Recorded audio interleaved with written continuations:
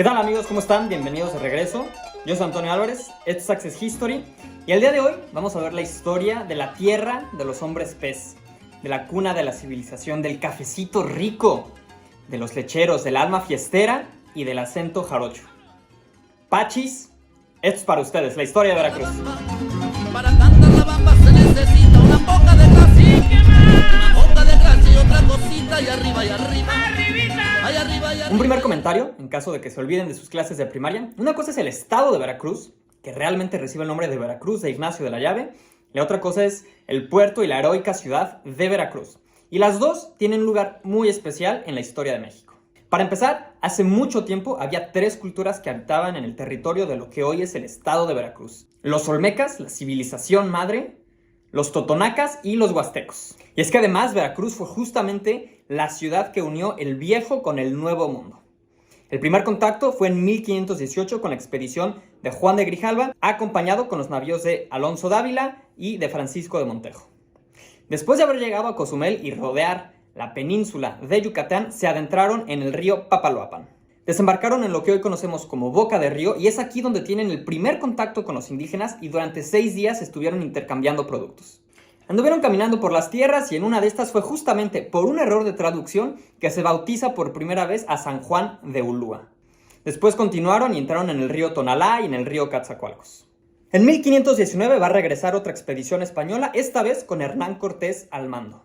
Y el 22 de abril de ese mismo año, enfrente de San Juan de Ulúa, en los arenales de Chalchihuecan, se va a erigir el primer ayuntamiento en todo el continente americano y fundando así también la primer ciudad en la América continental. Ya había otras ciudades en las islas del Caribe en donde los españoles ya tenían una presencia muy fuerte, pero esta va a ser la primera en el continente. La Villa Rica de la verdadera Cruz.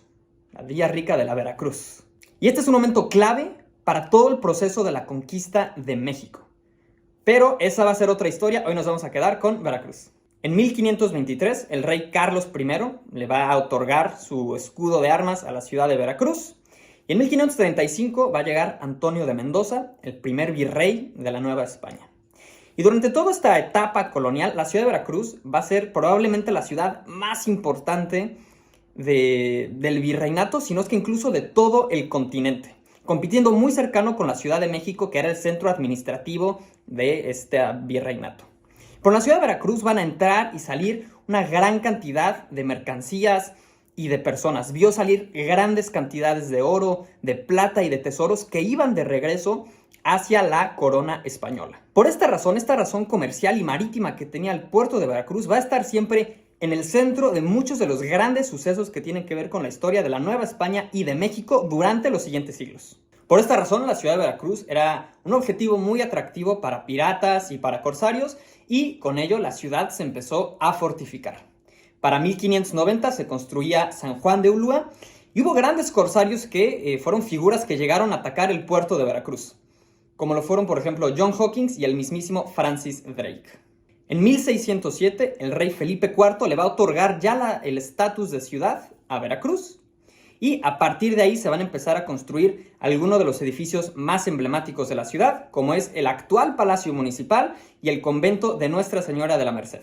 Desde la llegada de Cortés, el camino Veracruz-México, Veracruz-Tenochtitlan, era de suma importancia y esto fue haciendo que en la etapa del virreinato fueran creándose varias ciudades alrededor de este camino. Como consecuencia tenemos la creación de ciudades como Córdoba, Orizaba y Jalapa, pues le iban dando también seguridad al camino. Algunas de estas se convirtieron en centros comerciales también muy importantes en donde las personas podían hacer paradas en su camino a la capital. Durante los tiempos de la Guerra de Independencia, Veracruz va a tener también roles muy importantes. Por un lado, San Juan de Ulúa va a ser el último bastión donde los españoles van a tratar de buscar refugio antes de ser abatidos y expulsados de regreso a su país en 1824. Y por otro lado, en 1821, en la ciudad de Córdoba, va a ser precisamente donde se firma el Tratado de Córdoba, que es aquel documento que reconoce la independencia de nuestro país, firmado entre el virrey Juan O'Donojú y Agustín de Iturbide. Durante el inestable siglo XIX, Veracruz va a aguantar vara una y otra vez. Y es que, cómo no, si la principal figura de este periodo y una de las más controversiales en la historia mexicana es Jarocha, Antonio López de Santana. Veracruz aguantó los bombardeos de los españoles en 1825, lo que le concedió su primer título como heroica. Poco más de 10 años después, Veracruz también va a hacer resistencia entre los franceses en la famosísima Guerra de los Pasteles, lo que le valió su segundo título como una ciudad heroica. A mediados del siglo XIX, durante la intervención estadounidense, se va a bombardear San Juan de Ulúa y el ejército mexicano en Veracruz, por su resistencia, se va a llevar el tercer título de heroica. Aunque sabemos que el ejército de los Estados Unidos terminó por imponerse y enalzar su bandera en el castillo de Chapultepec. Durante este siglo, del que ya hemos hablado previamente durante sus fases centralistas y federalistas, todos los conflictos internacionales llegaban a la ciudad de Veracruz porque justamente era el puerto más importante y había servido durante muchos años como la puerta de entrada para llegar hasta la capital. En 1914, cuando estábamos en plena revolución, los gringos van a regresar y Veracruz resiste nuevamente al desembarco y con eso se va a ganar su cuarta estrellita y el título de la 4 veces heroica puerto y ciudad de Veracruz, aunque el título oficial se lo va a conceder hasta la presidencia de Miguel Alemán.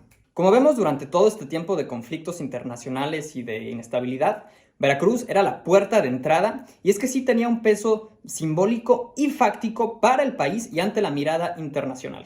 Por eso, cuando se dieron los primeros permisos para construir las vías de ferrocarril en México, la primera ruta que se hace va de Veracruz a la capital.